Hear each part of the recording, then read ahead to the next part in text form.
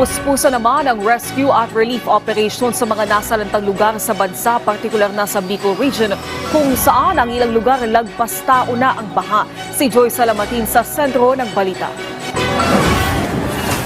Patuloy ang pananalasa ng Bagyong Christine sa ilang bahagi ng bansa. Ang ilang kalsada sa ilang probinsya lubog sa baha. Umapaw din ang ilang ilog dahil sa patuloy na pag-uulan. Sa Santa Cruz sa bayan ng Libo sa Albay, lubog sa baha ang maraming bahay. Ang ilan doon natrap sa bubong na kanilang bahay dahil sa mabilis na pagtaas ng baha. Sa San Andres sa Virac, Catanduanes, hindi madaanan ang ilang kalsada dahil sa mga gumuhong lupa, habang ilang mga residente rin ang na-stranded matapos pasukin ng baha ang isang mall sa Naga City. Kasabay nito, kabi-kabila ang rescue operations ang ikinasa ng mga lokal na pamahalaan, katuwang ang iba't ibang ahensya ng pamahalaan. Sa Sorsogon, hindi alintana ng mga miyembro ng Coast Guard ang mataas na baha at itinuloy pa rin ang rescue at evacuation operations sa Barangay Aquino sa bayan ng Bulan. Patuloy din ang rescue operations sa Barangay Manumlad sa bayan ng Matnog sa kabila ng walang patid na pag-ulan. Nagkasa naman ang forced evacuation sa mga residente ng Barangay Embarcadero sa bayan ng Huban. Sa Albay, 26 na individual ang na-rescue ng Deployable Response Group 2 sa Balangibang, Pulangi. 18 residente naman ang nailikas mula sa Barangay Cabagnian sa Legazpi City. Sa Camarines Sur, 15 individual, kabilang na ang 6 na bata, ang matagumpay na nailikas ng mga tauhan ng Coast Guard sa Barangay Maykatmon sa Milaor. Nasa 56 na residente naman sa Zone 2, Barangay Pawili sa Pili, Camarines Sur ang natulungang makalikas.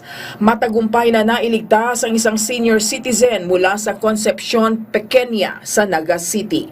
Sa Camarines Norte naman, mahigit 50 individual ang nailikas ng Coast Guard mula sa Barangay Kalangkawang Norte sa Vinzons, kabilang na ang mahigit 20 bata at isang sanggol. Nananatili namang nakaalerto ang response team ng iba't ibang ahensya para sa mga mangangailangan ng tulong sa kasagsagan ng bagyo.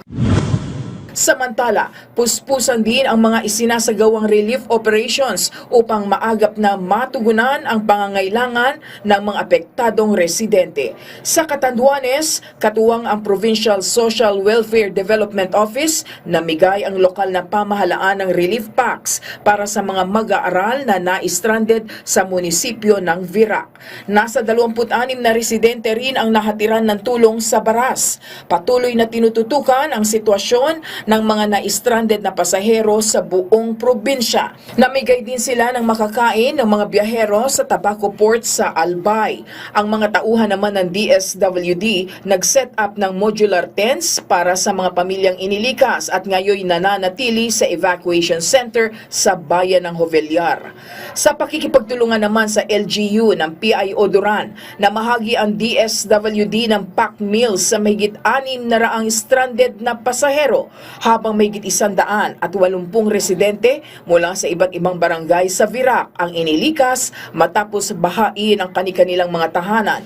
Pagtitiyak ng pamahalaan, magpapatuloy ang pag-alalay sa mga mamamayan sa harap ng pananalasa ng bagyo at mga kalamidad. Pinapayuhan ang publiko na makipag-ugnayan sa kanila at maging alerto sa harap ng banta ng bagyo. Joy Salamatin para sa Pambansang TV sa Bagong Pilipinas.